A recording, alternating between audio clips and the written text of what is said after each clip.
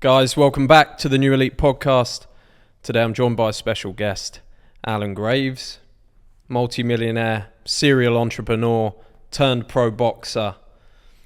And I want you guys to understand a little bit behind the mindset of someone like Alan who's achieved this success, how he's done it and why he continues to push into pro boxing where he's already achieved the things financially that most people dream of. Why do men like this continue to search for challenge? And today I want to uncover that. So just more for me than anything else, Alan, where did this all begin? Tell me a little bit of the story, because although I've known you and met you a few times now, Yep. and we sparred together and hung out a few times and I've seen your fights, I don't know too much about the story of Alan and how this all began and where it all came from. So would you give us a little insight into how this began for your business enterprise? Sure thing. First of all, thank you for having me. Good to see you. And yeah, I think that's by design. Like I've only just recently got social media, so the history and stuff's not really on there, and that is mostly for business. Someone else controls it. So in terms of the backstory, very similar to a lot of entrepreneurs. Come from, council estate in England. Always looking to try and, improve my situation. Yeah. But I think I was chasing the wrong things for a long time. So I was chasing the next high, whether that be drugs, alcohol, women, whatever, or fighting on the streets. And I did that for a very, very long time. I did travel the world and get some experience, but I wasn't much used to society at the time. And eventually, I basically just had enough of myself. And I thought, well, now I've done all the drinking, proven myself in that. I've done all the women, proven myself in that. Still don't feel better. Still don't feel great about myself. Why is that? Why am I not fulfilled? And that's when I sort of discovered personal improvement.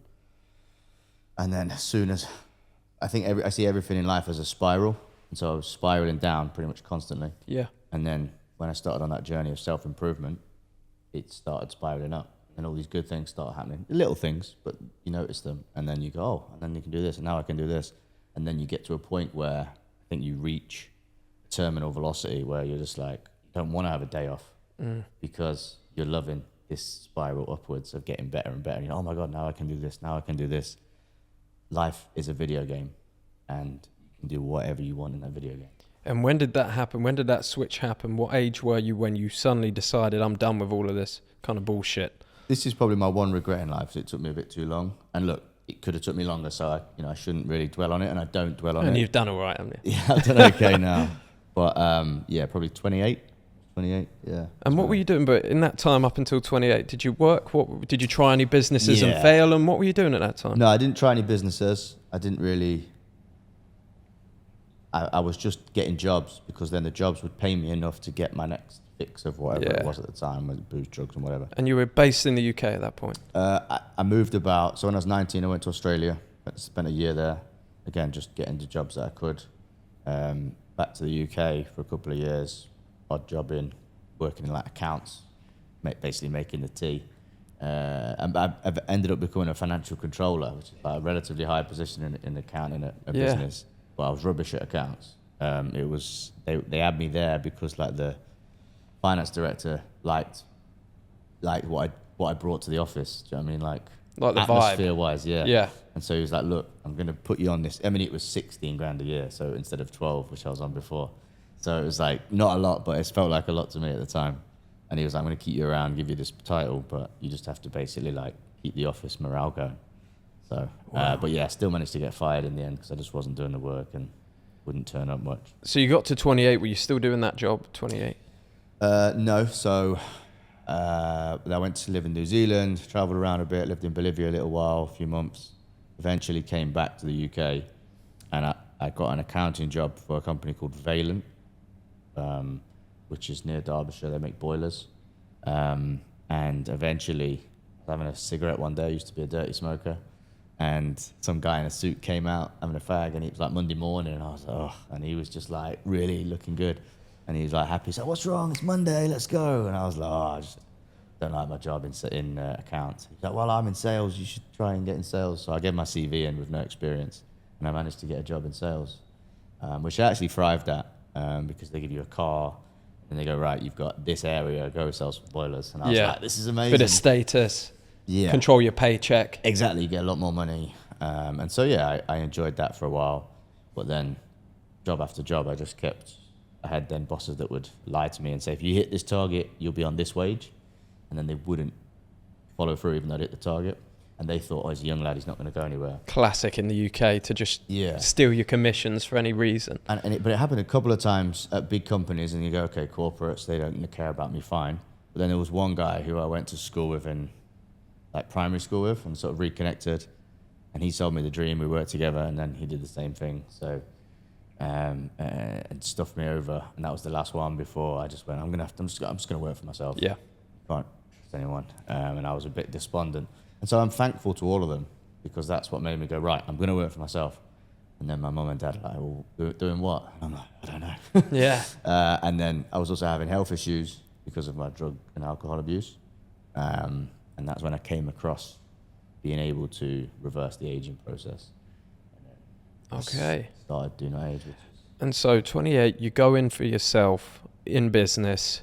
What happens then? How long did it take you to build your company, Do Not Age? For anyone that doesn't know, Alan's got a very successful supplement company. Yep, we're a health research organisation, and so on the consumer side, we do provide supplements. We provide blue light blockers, things like that.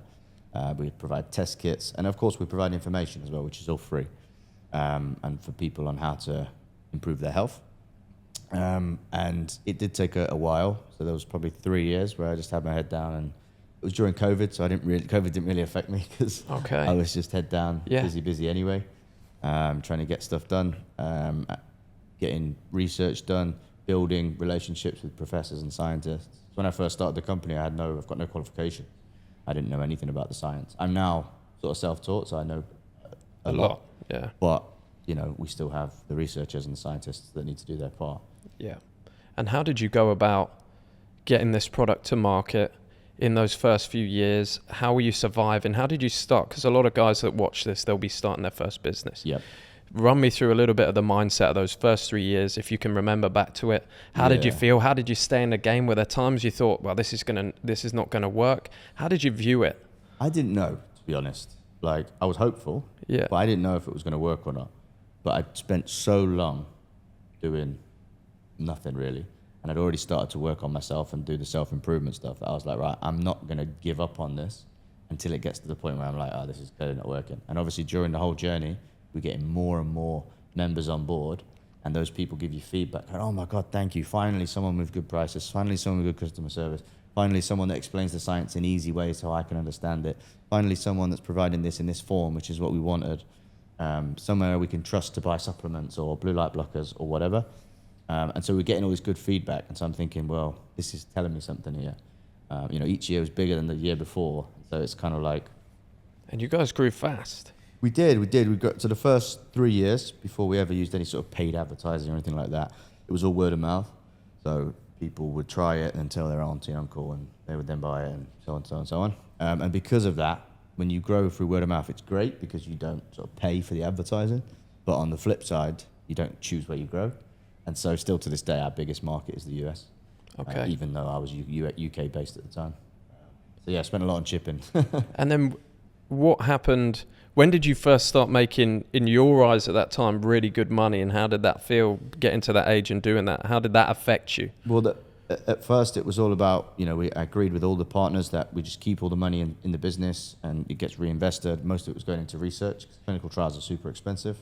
And this is kind of the big difference between like a health research organization, which I started, and a supplement company. Gotcha. The supplement company is you can like go to China or wherever, or go to a third party manufacturer and say, I want something to help with testosterone or whatever it is. And they'll give you something, and then you make a nice label, wrap it up and sell it on. And then your profit is sort of eroded by marketing spend. And I decided originally, I was like, well, I don't really know much about marketing.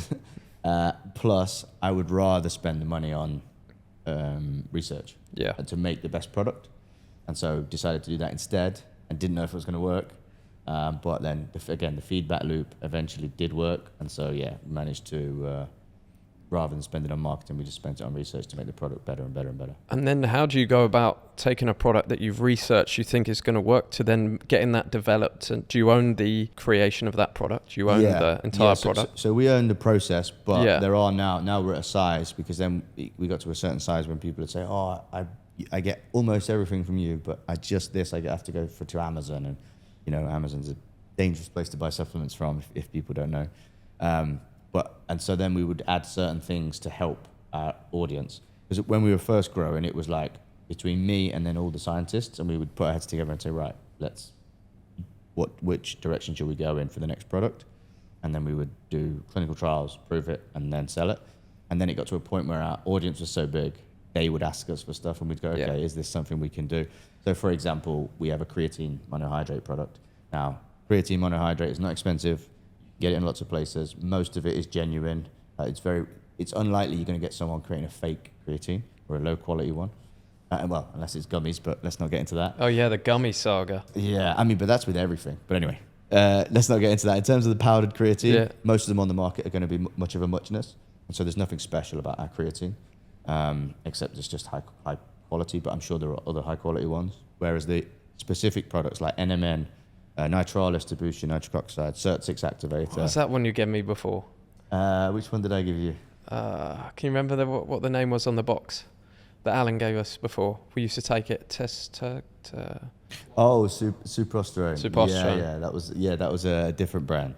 Worked. Suprosterone was good for, again, boosting testosterone. Stuff really worked. That's right. The cool thing with Do Not Age is we have a system now where we can put stuff through clinical trials pretty swiftly. Yeah.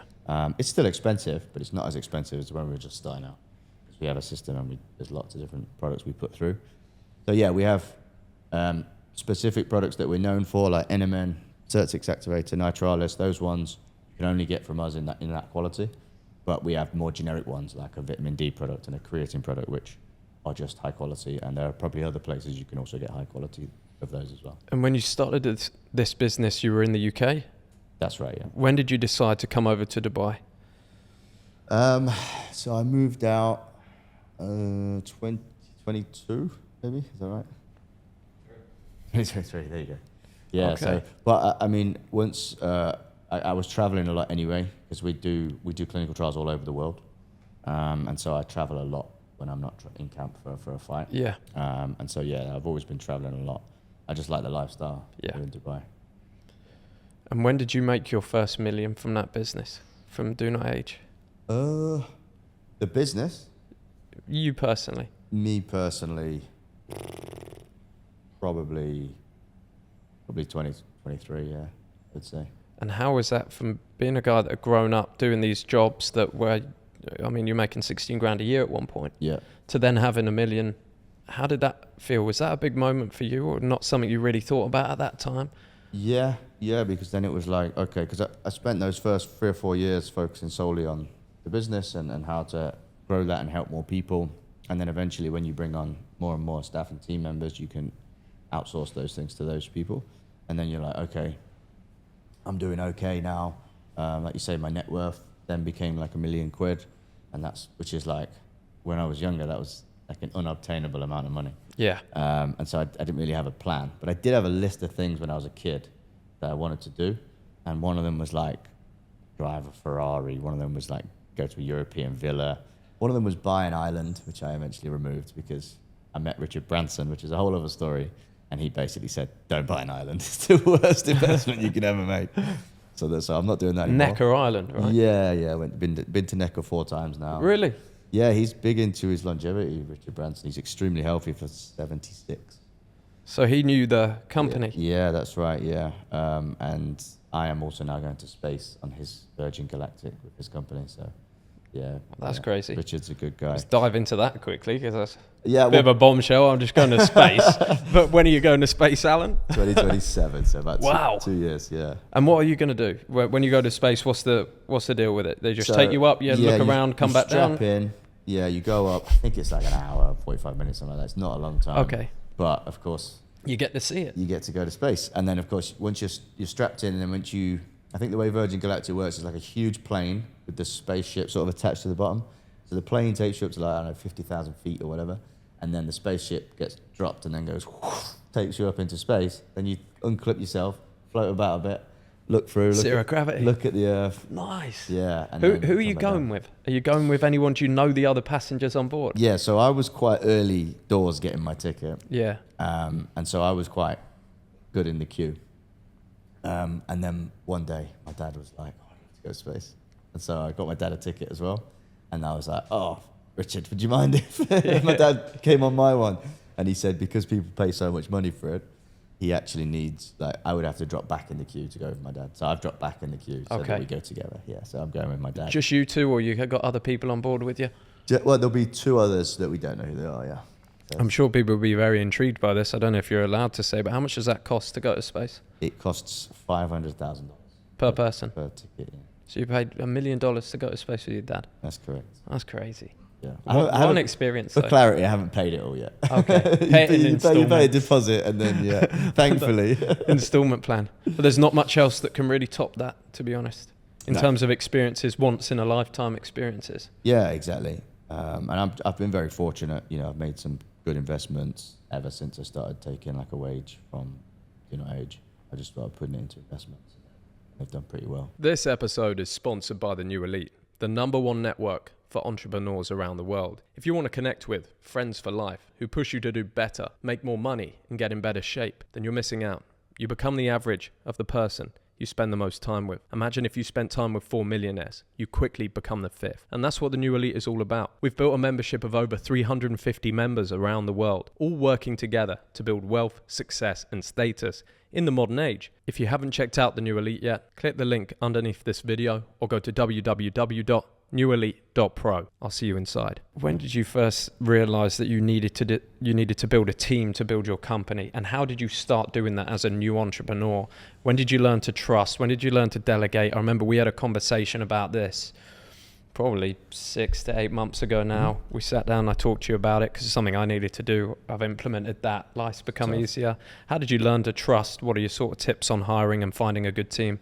Yeah, I think I found that very difficult. Still to this day, one of the most difficult things in business is hiring the right people. It's finding a team. People are the most important thing and also the hardest thing. And so I found out through trial and error.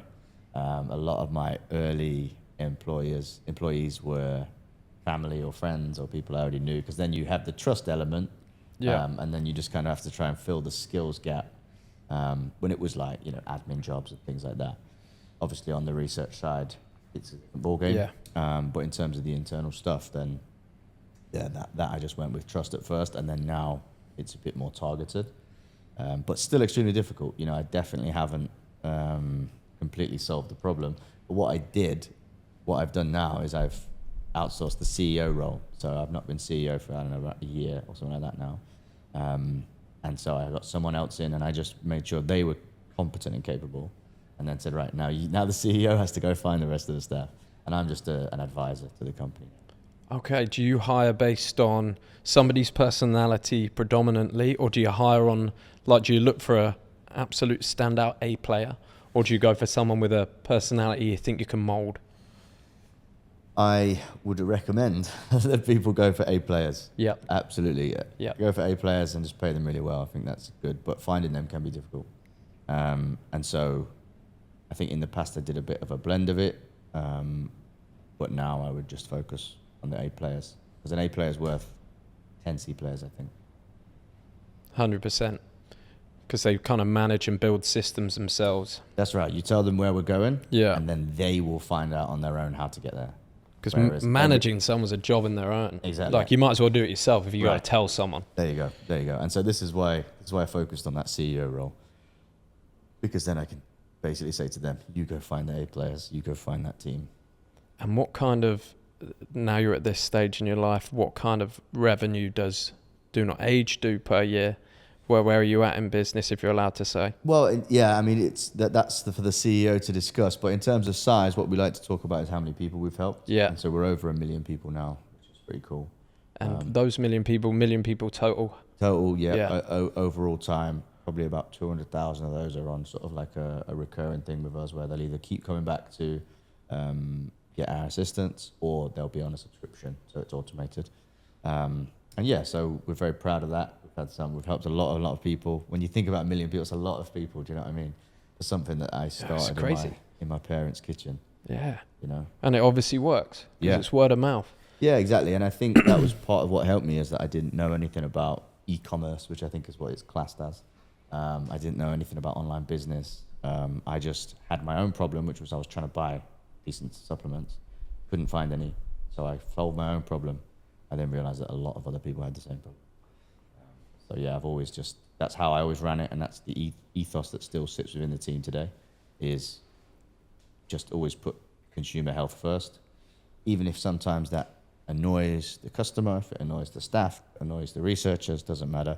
The health outcomes for our consumers is the number one priority, no matter what else. That's what we say with our stuff as well. If you build a great product, you look after people, you treat them well, Exactly. they'll tell their friends. Yeah. And you don't know how destructive one person that speaks badly about your company is. Exactly. If they're being churned out all the time. Yeah. You have one person, they speak to generally so many people, and they say, oh, was the do not age good? And they say, yeah, it's amazing. Yeah. You just picked up customers. Yeah. If they say New Elite Icon Blueprint, was it good? Yeah, great. You've just got another customer. If they're saying no, it wasn't worth it. Exactly. It's so damaging. People don't see that, but it happens all the time. It's huge. It's huge because you put a lot more weight in your people that you trust over an advert. Yeah. Because the advert, you kind of read it and go, oh, well, they're going to say that because they want you to buy and whatever it is. And you guys are growing off repeat business. There you go. So if it's your auntie Janine, Yeah. she goes, oh, this stuff's great. You know, Auntie Janine isn't working for age. Do you know what I mean? I believe you got some other businesses.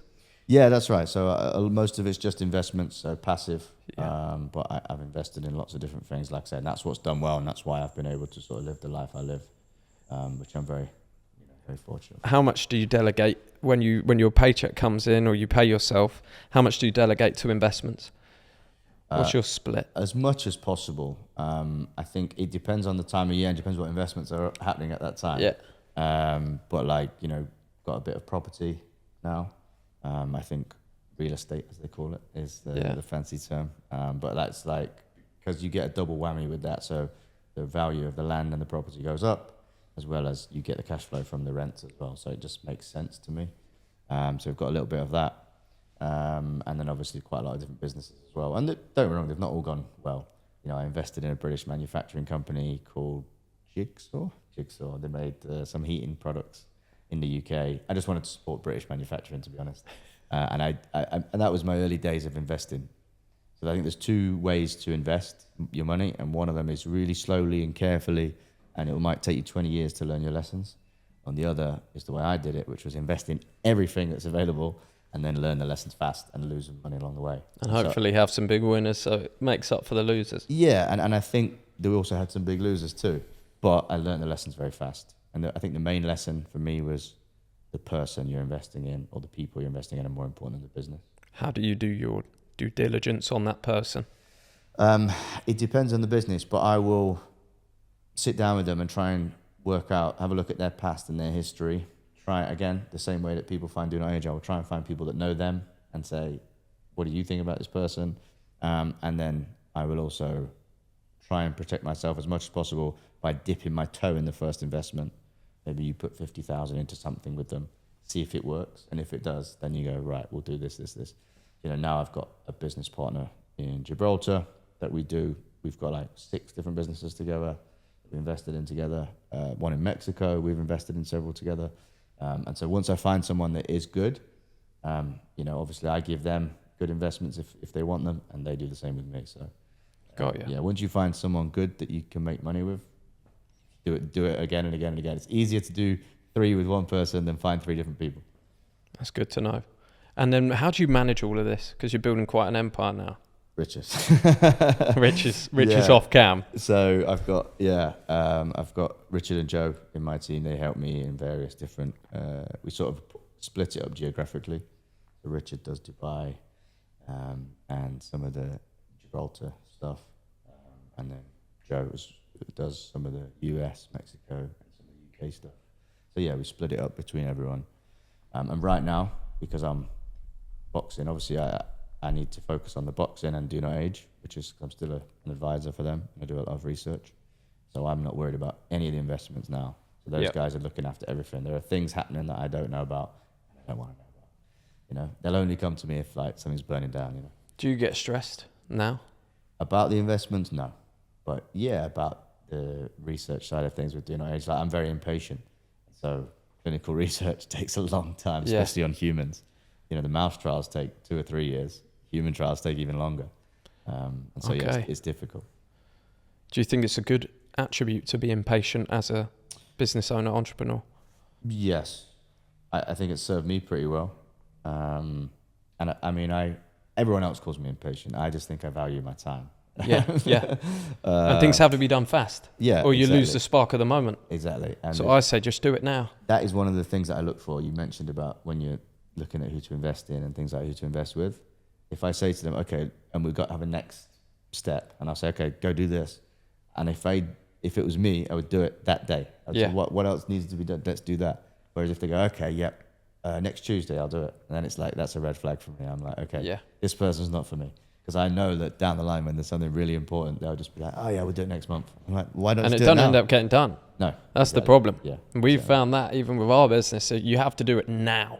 Yeah. And you'll have success from doing that, and you need to get addicted to that process of now. Yeah. Like, do it now, get the dopamine hit from completing something, and then line up the next thing, knock that down. Exactly. And do them fast, and you can get a lot done. Yeah, exactly. And I think that's, I don't know where it comes from, but it is instilled in a lot of people just to like, oh yeah, we'll do that tomorrow or whatever. And I always think, why not just now? Yeah. Do it. Do it right now. Yeah. Has money for you, for a lot of people, will never have the kind of wealth that you've acquired or the kind of cash flow. Has wealth, what did you see it as once you'd achieved it? What does it do for your life, and how do you see it now, having had money? Because obviously you've gone into boxing, which tells me probably that money didn't, and being successful in business didn't fulfill everything that you wanted as a man. No, it did, you know, it should be noted that it did fill a lot of needs. Yeah. And so that is great. Like, I know that I don't have to worry about stuff now. You know, if everything burned down tomorrow, there's investments and things that mean that me and my family are going to be okay. So there is that positive side of it, but it certainly doesn't feel how you think it'll feel when you're a kid. You know, imagine if I had £1 million. Like, you just think everything would be cushy, and it's quite the opposite. It comes with responsibility, it comes with a lot of stresses. They say more money, more problems. People asking for stuff you wouldn't believe. Some people that come out the woodwork and ask for stuff. People around you expect things as well. Yeah. You know, sometimes it's not a direct ask. Sometimes it's just like expected. So it's very weird. You have to learn how to deal with all that side of it, which again, for clarity, is like way better than not having They're not money. having it. But yeah, I think once I ticked off all those things, it did bring me one of my most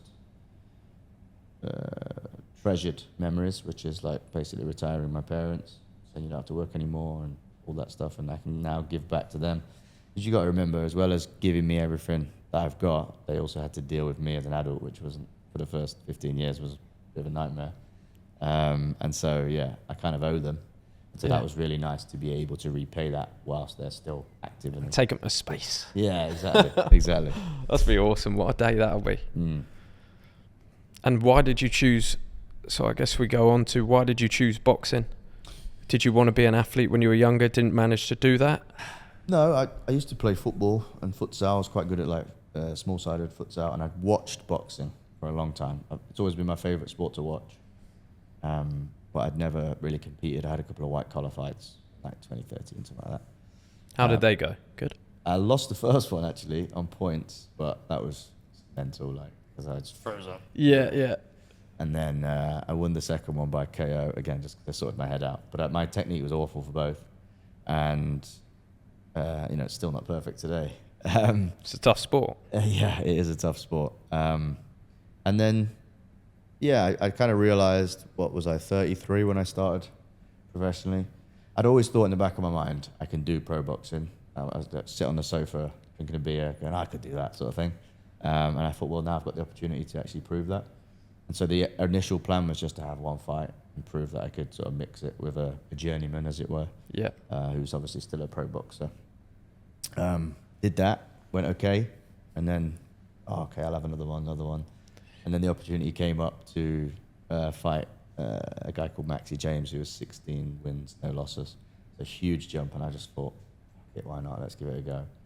I think you came to that one. Which one was that? Was that in the agenda as well? Yeah, I was at that fight. Yeah, where I was headlining Yeah. in Dubai. And of course, everyone was like, no chance he's going to win. And I understood that. Like, you know what I mean? I was technically nowhere near as good as him. But eventually managed to land that big shot and got the win. And it was for an Intercontinental title, which then led me into a world title.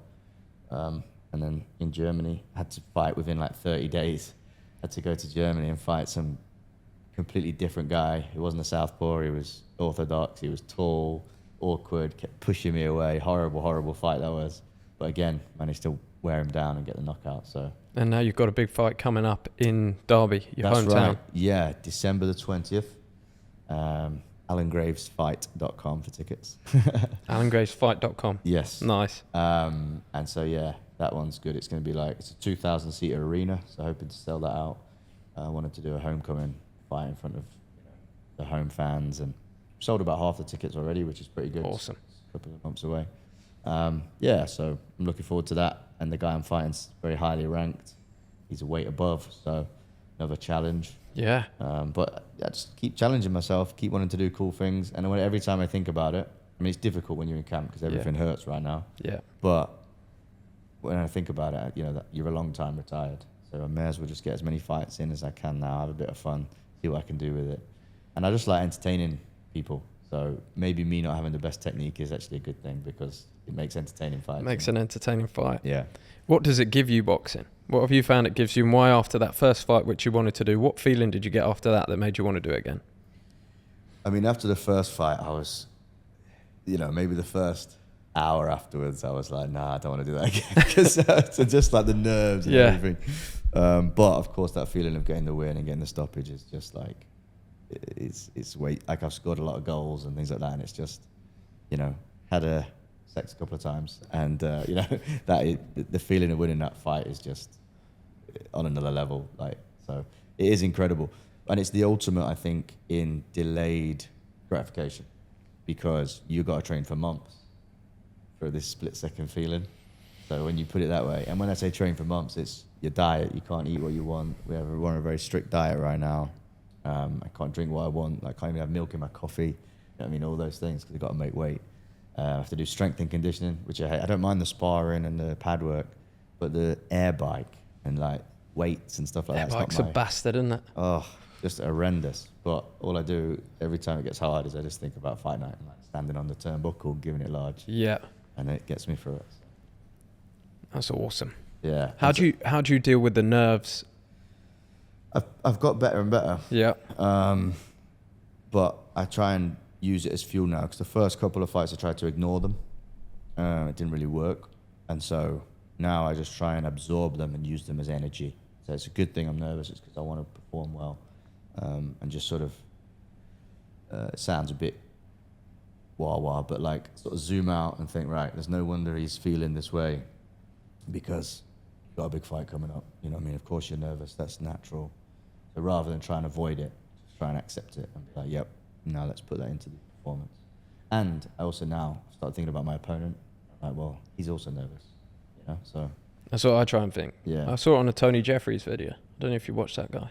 Yeah, I know Tony, we talk. Yeah. Yeah. Tony's a good guy. Yeah. And I saw Tony's video saying, just remember, everything you're feeling, he's feeling. He thinks you're stronger than him. Yeah. And when I finally got my head around that, I was like, oh, that makes a lot of sense. Because I lost my last fight. And that was, I think, purely because of nerves. I was in decent condition. Yeah. But I was like pretty much blacked out in the ring. I wasn't thinking. I was just Fighting on instinct. Yeah. Did you have that on your first fight? Absolutely. Yeah. Absolutely. Even though I tried to do like mindfulness and stuff like that before the fight, once I got in there, it's just so it's so different when you're actually in there. There's no running away from anything. You know what I mean? There's no second to think. Someone's trying to take your block off. Again, it's very addictive. Can you hear your corner? I can now. You can. Didn't from my first fight. I didn't hear anything in the first fight. Just what just happened? Just and you just, pop just out a at the end. Complete blur. And then you watch it back and you go, oh God, what am I doing there? That is a horrendous technique. But you know, that's fighting. Fighting's chaos. Yeah. Fighting is chaos. But now I do try and listen and think and watching my opponent and listening to the corner. I know Montana's voice, my coach, very unique voice. Yeah. And so I always say he sounds like Arnie. yeah. Arnold Schwarzenegger. Get to the chopper. Yeah. Throw the jab. It's fantastic. Every time I hear Montana, I think it's fantastic to be trained by Montana. Yeah, he's brilliant. He's brilliant. I mean, he's done absolute wonders with me. So I've got zero talent in boxing, and so everything I do is just credit to him. Really. Just taught. Yeah. Learned. Yeah, exactly. He's had over 100 Olympic fights. Really knows his boxing. What kind of stuff are you interested in now outside of boxing and business, or is it purely boxing and business? I'm trying to focus as much as I can at the moment on the Yeah. boxing and the business. There's also a lot of politics with boxing as well. Like when I'm trying to get on shows and trying to get fights and things like that, it's not easy. There is a very dark, dirty side to boxing. What do you think that is, the dark, dirty side to boxing? Money. It's money orientated. Yeah. Yeah, it's everyone's trying to get their slice of flesh. Certain promoters are trying to build fighters, and so they won't put you in with them. They want to feed them easy fights until they're going to make big money on a fight and only risk for big money. Yeah, exactly. It can be difficult, but it's all part of it. It's all learning. So yeah, I think at the moment I do just try and focus on the boxing side and then the research side, because we're still not solved aging completely, even though we've made great strides.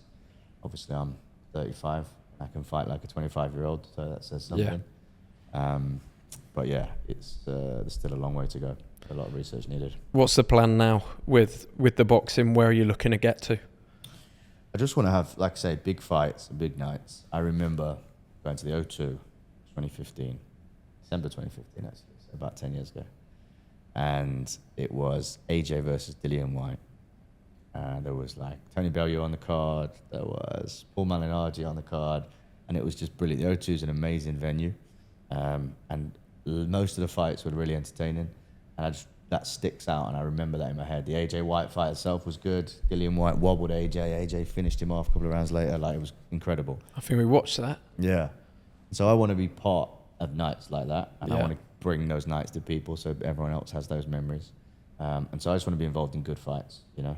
And I'll target people as much as I can, and Chris Eubank and Amir Khan and people like that. I'm trying to get fights with all of them. Yeah. The bigger, the better. And if you could go back to when you were, let's say, 18 years old, you could tell Alan Graves something. Yep. What would you tell him? Would you tell him to get into boxing then? Yeah, not specifically about boxing, but I would just say start sooner. I would say start sooner. I still think I needed to have a period of going off the rails a bit. I just didn't need to do it for 15 years. Yeah. I could have done it in probably 3 or 4 years. Bit of traveling, bit of boozing, bit of whatever, and then I could have cracked on. So yeah, I would say start sooner. Like I say, I'm glad I had the experiences. I just did it for way too long. Why do you think you got stuck in that for way too long? A few reasons. I think because I was good at it, so I could like get away with it. I was getting the women, I was getting the booze, I was getting the job, I was being able to travel, and because I've always been relatively smart, maybe I won't be after my boxing career's finished, but I was always like smart enough to be able to get a job, and then I would just get sacked from that job eventually, because they'd be like, well, you know, you're saying the right things, but you're not actually doing it. So I got good at talking the talk, but not walking the walk, you know. And then said that my whole transformation in life was flipping that around, over-delivering. What were the first things you did when you felt you got to a moment in your life that was sort of, I need to change something here? I've got too much pain. What were the first things you did? I know you talked about self-improvement. What did you first get into? You start going to the gym for the first time? Or? No, I didn't actually. It was more like focusing in on work. I think the first thing I did was change my mindset. Before anything else, it was the mindset change. And so that took some work, because I was reversing my entire life's worth of mindset. Do you use anything for that? Like I read things? Mostly books and YouTube, because I was YouTubing people like Tony Robbins, people like that at the time. Tony Robbins, that started me as well. Yeah, because Awaken the Giant Within. I didn't know half of the things that I know now, you know what I mean? And you don't know what you don't know. Yeah. And so I was just learning as much as I could. And then, like I say, it just takes a few positive steps and then you get a little bit of feedback, a bit of reward, and then suddenly you're chasing it, which is great. And so it's still about that sort of dopamine hit, but it's just using that for a positive reason instead of negative. And so just tried to control drinking. So I slowed down on the drinking, didn't completely stop. I didn't really go to the gym, but I did start like getting better in terms of going to football and turning up to matches and training properly and things like that. That's what I was doing at the time. And then focusing on getting some reading done, keeping my mindset positive. There's something in Britain as well where you could kind of automatically think that anyone that's rich is, oh, you must have got that because of your dad, or you must have got that because of your lucky, or whereas that's just what it's like, really, isn't it? In America, in the UK, it's a bit different. In America, it's kind of like you get celebrated. Yeah, Entrepreneur, you go. Whereas in the UK, I think it's because a couple of 100 years, like America doesn't have much history, does it? It's like 200 years old or whatever. Whereas England's got a lot of history, and if you go back 1,000 years, the only way to be rich was to be born into a rich family. And so I think it does come from that probably. Obviously nowadays it's very different and anyone can sort of turn their life around. And so I had that mindset as well, and I had to get rid of that mindset and be like, actually, no, you can do it if you choose to and if you make the right decisions. What do you think of the States? I know you spend some time there. You like it? I do. I still think it's a bit, again, as a Brit, it's a bit weird just to walk around and think, half these people have got a gun. It's not something we're used to. But yeah, I think the States has a lot of positives we can take from it. Like that mindset is one of them. Mindset's huge. Yeah, hanging out with those guys is crazy. Yeah, they've got so much energy. Yeah, they've got a lot of energy. Yeah, so positive. Hello. You're gonna get visited by the cat. Same thing happened to Stephen. Yeah. Yeah. Hello, Peter. Hopefully you don't mind cats. You're allergic to cats or anything. I don't mind, mate. I don't mind. Yeah, no, I think the States taught me a lot actually, and it is the land of opportunity. It really is. Plus the chicks like us. Yeah, they like the accent. Yeah, they love the accent. You got a club, right? Yep, that's right. So I'm a part owner of a nightclub in Miami. How did that come about? That came about because back in maybe 2023, I was over there. I was doing some stuff. I had played a football match with Ronaldinho, Brazilian Ronaldo, Vinicius Jr., Mascherano. Okay, let's just reverse on that. Okay. How did that come about? Okay, so I think we were already in the club. Yeah, I was in a nightclub in Miami, and we were on one of the tables, and the next table had Ronaldinho on it. So he doesn't speak very good English, and so we just kind of, spoke through drinks and whatever and bottles. Yeah. And then, long story short, he was like, "Yeah, you want to come and play in this game?" So we did that. Played in Orlando, like 20,000 people in the stadium. So that was pretty cool. In the end, he had to get called off after about an hour because so many fans were running on the pitch. There's a photo of like me stood there next to Ronaldinho and like he's signing some autograph with these two fans that pegged it on the pitch. So yeah, but it was a good experience anyway. Nice. And then I was spending a little bit of money in the club, and I thought, I wouldn't mind being on the other side of this transaction. Yeah, looks like they might be making a bit of dough here. Yeah, because you buy a bottle for $5,000 or whatever, and you just think, well, I know that bottle costs 200 quid in the shop. Yeah, they obviously make a lot of money. Yeah, and then an opportunity came up to invest in one. So. And how has that been in hindsight as a business? Is it a business model that you look to invest in again? Is it difficult? How does it perform? It's very difficult. It is very difficult to make it work. It's so up and down. It's not like, it depends who comes in. One day you might get a famous footballer going. Like we use Ronaldinho as an example. There's a lot more recent ones that have been in, but obviously can't talk about them because they don't want to. There's things you sign and stuff where you can't talk about who's been in. But if they come in, your quid's in. Because they shut down the whole place, you make they give you loads of money and everyone's happy. If they don't, and it's a slow night and it's the summertime, because no one really goes to Miami in the summer, in the June, July, August time, then you're losing money. So it's very up and down business. And again, I wouldn't know how it's been in the last 3 months because Rich is dealing with that, and I just Rich knows how it's been. Yeah, exactly. I just keep my. But I don't want to know. I don't want to know how it's going, because I want to focus on the fight. Do you ever put any insight into, like, do you think about running the club at all, ever? Yeah. I mean, if they want me to, what I don't want to do is invest with someone who doesn't want input Okay. They just needed some capital, and then start saying, actually, do this, do this, do this. Because if they're the expert in their field, then fine. But I mean, yeah, like if I do think I see somewhere I can make an improvement, then I'll absolutely say that. Well, maybe you know, maybe you don't. But what's the strategy that is used to get ballers into the club? Because that's what you want, right? You've got a club and you want ballers there, and you want them to show off buying bottles. So you have to make something unique. Somewhere, 'cause Miami, people go there to party. So you've got revelers, you've got party goers. The choice is then where they're going to go. How do you get them to choose yours over someone else's? So you're not convincing someone to party. You're just convincing them to come to yours and not someone else's. And so it's about making something unique and trying to offer a service that either no one else does or that's slightly better than everyone else's.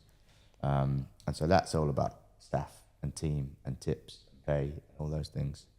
And of course, one of the big things for partying, most of the people that come in spending money are guys. Yeah.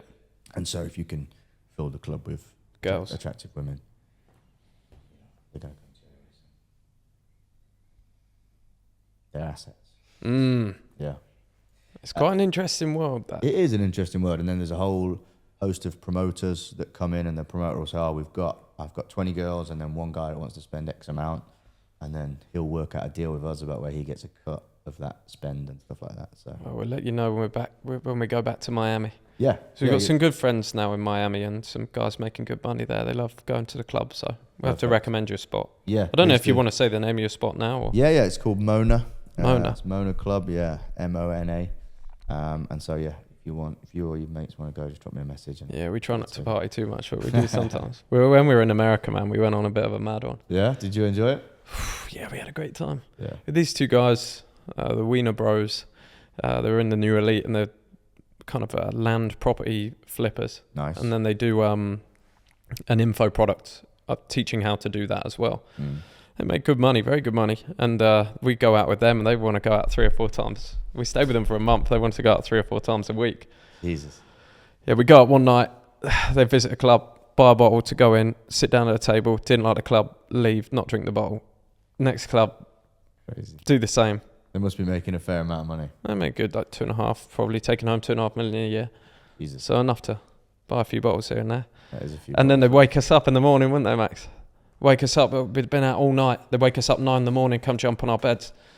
Get out, boys, come on, we're day drinking. And we'd go out. How old are they?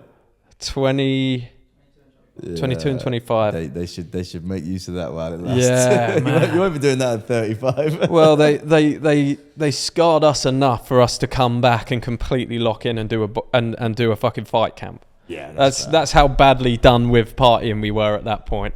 Well, that's it. Life's all about that yin and yang, isn't it? Of a bit of enjoyment, a bit of getting back on the horse and doing things properly. Yeah, finding the balance. This episode is sponsored by the New Elite, the #1 network for entrepreneurs around the world. If you want to connect with friends for life who push you to do better, make more money, and get in better shape, then you're missing out. You become the average of the person you spend the most time with. Imagine if you spent time with 4 millionaires, you quickly become the 5th. And that's what the New Elite is all about. We've built a membership of over 350 members around the world, all working together to build wealth, success, and status in the modern age. If you haven't checked out the New Elite yet, click the link underneath this video or go to www.newelite.pro. I'll see you inside. How come you move around so much? You like to move around all the time. Do you not get tired by that? Do you feel like you need a place as a base?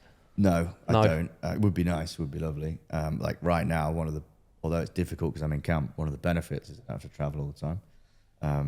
And so in the summer months, so the world title fight was May, and then the next fight's December. So we're in camp at the moment. In between that, I've got all that work to catch up on that I missed during camp. People I need to go and see.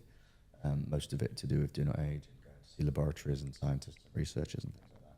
And then a few other things. And so I have to cram all that into a short space of time. So we're usually flying every 2 or 3 days to another country, another time zone, which is certainly not very good for your health. Don't feel optimal at all, but it's just got to be done. It's the period of my life I'm in at the moment. So I get on with it. And one of the things I use to get through it is like, well, if it was easy, everyone would do it. There's a reason why nobody wants to do it. Yeah, make hay whilst the sun shines. Yeah, my mum's always messaging me, you're going to die early. You need to get some rest. I'm like, yes, mum. That's why I created Do Not Age, Mum. Yeah, exactly. Exactly. So I could do all this work. How long do you see this continuing for with the boxing? Have you got your sights set, or you just take it one at a time? I mean, I'd like and to see how far you can run it up. I'd like to fight as often as I can next year, because one of the things I've done is I've keep getting in shape and then I get out of shape. I get in shape and I get out of shape, and it's just a nightmare. It's more difficult. And so this time I'm getting in shape for this fight in December, and if that goes well, which is obviously a tough ask, then I'm going to stay in shape and just try and fight 3 times early next year. Yeah. Or in the first half of next year at least. And then who knows where I'll be by then, how I'll be feeling about it. And I'd love to say I'll carry on for another 18 months, but I also know how hard camp is, and it gets harder each time because you up the level. So no guarantees, but I would love 18 more months fighting. And during your career of partying, business, I'm sure quite a few relationships with different women. What have you learnt about male and female dynamics as a high value man? Yeah, I think that women, of course, money's going to help matters, and you do need a certain amount of money because they're obviously looking for some kind of security. But I think there are other characteristics that attract women as well. And I think that's to do with, some of them are quite intangible in terms of how you carry yourself, and how you treat them as well. Like, that women want to feel safe around you. So sometimes I think guys can get a bit too boisterous, or if they're trying to look into male-female dynamics, they might see some of the stuff online that's like, oh, you shouldn't give a shit about women and all that kind of stuff. And they take it to the extreme, they take it the wrong way. And they stop having that, what I see as masculine characteristic of caring for them and looking out for the women and being responsible for their safety. So I think if you can make the women feel safe, that opens up a lot of doors. The caveat I've always found is that when they're with you, you treat them really well as long as there's respect there. Yeah. But then you're just not with them very often. And that's the kind of frame that you hold, is that they just can't see you whenever they want to see you because you're busy. And if you genuinely are busy like you are or I am, it becomes very easy to do, and it builds a lot of attraction. But when they're with you, you do treat them well. Yeah. So they're addicted to that feeling, and then it gets taken away. Yeah. And then they want to get it back again. And I think, there's definitely a big part of that. And a big part of that is mystery as well. So, a lot of it is you're just sat behind your computer working, but because you're not available or not there with them, they can create like fantasies in their head, which can help build attraction as well. I heard on the grapevine, I can't remember when, that you don't celebrate Christmas. Is that true? Yeah, no, I mean, listen, I'm I'll put a Santa hat on if it makes people feel better, but it's just not, birthdays, Christmas, things like that. I think, women and children, great, but for me, I got stuff to do. I don't care if it's the 25th of December or whatever day your birthday is. Yeah. I forget when it's my birthday half the time. You know what I mean? I only know because I wake up and I get a text from my mum. Yeah. So it's, for me, they're just arbitrary days. In fact, it can get quite frustrating when I want to get stuff done. I need to email someone and they're like, oh, I'm back in January. I'm like, that's 2 weeks ago. What are you doing? Yeah. If you've got quite a few friends and they start all having birthdays at different times. Yeah. That's what I've always said this to guys, young guys coming up. You might have to miss a birthday, mate. Yeah. You might have to miss a wedding. Yeah. Or even a funeral at times, because sometimes you've got to accelerate out of where you're at right now. And that's what the thing is. Was it FOMO, fear of missing out? People have that so bad. Oh, I've got to be there. It's John's wedding. And you're like, doesn't matter. It's his wedding, not yours. Yeah. You know what I mean? He doesn't actually really realise whether you're there or not. Oh, it's my 24th birthday. Well, you're going to have 25 and 26 and 27. And I tell you now, you'll have a way better birthday once you've built yourself as a person. Yeah. Than you will now just going down your local that you've done for the last 10 years. I think if you've always spent your life in a certain way, following the rules that pretty much everyone else follows, right? You need to do these events and things because you care about people. Yeah. But the majority of people don't end up very happy. No. They certainly don't end up very wealthy. Yeah. So at times I think you have to take time away from that. When I first left, I went to Thailand and I said I wasn't coming home. I'm not coming home for anything. I'm not stopping this journey until I become something that I want to be. Yeah. And I ain't going to see anyone or speak to anyone because that's what it takes. You have to make those difficult decisions, and it can be very socially difficult, but you just have to learn to be like, well, that's what I'm choosing to do. You don't have to accept it. You can if you want, whatever. But in my situation, when I was first started Do Not Age, no one saw me, no one heard from me for 3 months. I missed loads of people's birthdays, didn't text them or whatever, and people get funny, or I didn't send them a card or whatever. And then afterwards, now that I can look after everyone, it's a different story, isn't it? Yeah, now you're the hero. Now you're the hero. Yeah, so, but look, it is what it is, and I don't think you should do it for the appreciation of other people. I think you should do it for yourself. But it's just one of those funny things. And it's the same as like people doubting you, people saying, what's this rubbish you're doing? Or you some scheme, or you know what I mean? Or why are you wasting your time? Why don't you get a proper job? All that stuff, And that's sometimes from the people closest to you. How do you deal with that? How do you stay strong during that? Because you probably get it now. Yeah. Still now. Well, what I get now is, well, you've done it now. You've made it now. Have a relax. Have a day off. Take some time off. You shouldn't be stressing. Why are you fighting? It's dangerous. All that stuff. But people are never going to understand, and that's okay. I think the first few times it happened, I would try and change people's minds. Really stupid game to get into. Now I just go, well, that's what they think. I think they're wrong. They'll probably think I'm wrong. That's okay. What is that thing that you're trying to find by not stopping? When is enough enough? What is that thing? Can you quantify it the way you feel? Because not many people feel the way you feel. There's a couple of things at play. One of them is constant improvement. I think in all areas, I'm always trying to improve. So that's the positive side. And then the other side is fear of slipping back into being that druggie and that guy that just boozes every day. If you don't have a mission or a purpose or something to aim at, then who knows where you'll end up. So there's two sides to it. Yeah, I feel exactly the same. Yeah. And I also feel just an insatiable desire that I just get bored. Yeah. I'm sure you're probably the same. Well, when you look at it, like for me, and I think for most people, let's take drinking as one of the examples. You're drinking to fill a void. And that void could be bored. It could be something else. So if you're using boxing, for example, to fill a void, I think that's a positive thing. Yeah. So even though it's for the same reason, it's a positive thing instead of doing that negative thing. Yeah. So again, I'm just trying to do that positive spiral, mate, all the time. Yeah. That's what I'd get up and think, right, today, gonna have a positive day. Even if you're in a bad mood, you still got to get stuff done. You still got to make progress, even when you feel like crap. That's what I say to my mum. She says, why are you boxing? And I say to my mum, because I had a similar story with drugs and alcohol and things like that. And I say, Mum, it's one or the other.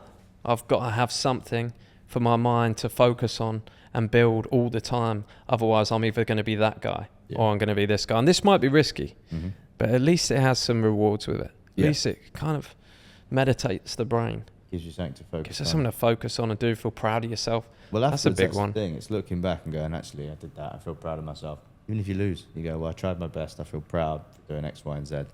And whereas you've never gone on big sesh for a week with your mates and going, oh, I'm proud of that, have you? Do you know what I mean? You might have had a good time, but it's very rarely I've woken up hungover and thought, yeah, I'm dead proud of what I did last night. Oh yeah, I regularly look back on things I've done now, being sober and in fight camp, and think, what the fuck was I doing? And how risky it was, the amount of risk I would take. And that gets even worse, obviously, once you have something worth losing. Yeah.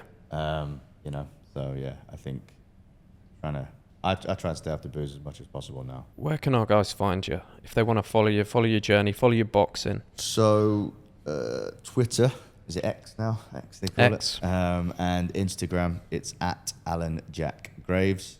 And more importantly, AlanGravesFight.com. Get some tickets, come to Derby, watch the fight.